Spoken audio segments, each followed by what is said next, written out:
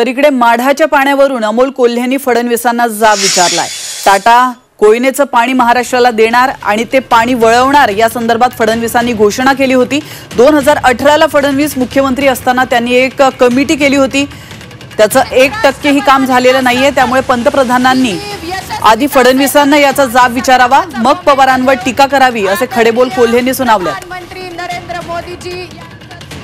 कदाचित माननीय पंतप्रधानांना वॉटर ग्रिड या प्रकल्पाचा विसर पडला असेल, नदी जोड प्रकल्पाचा विसर पडला असेल आणि त्याचबरोबर माननीय पंतप्रधान नरेंद्रजी मोदी यांचे ब्लू आईड बॉय उपमुख्यमंत्री देवेंद्रजी फडणवीस यांनी टाटा कोयनेचं पाणी हे महाराष्ट्राला देणार आणि हे पाणी वळवणार या संदर्भात घोषणा केल्या होत्या, भाषणं केली होती। त्या संदर्भात 2018 मध्ये ते मुख्यमंत्री असताना त्यांनी एक कमिटी सुद्धा तयार केली होती। यावर 1% काम झालेलं नाही। माझी माननीय पंतप्रधानांना विनंती आहे की त्यांनी उपमुख्यमंत्र्यांना या संदर्भात त्यांना आधी स्वतःच्या उपमुख्यमंत्र्यांना याचा जबाब विचारावा।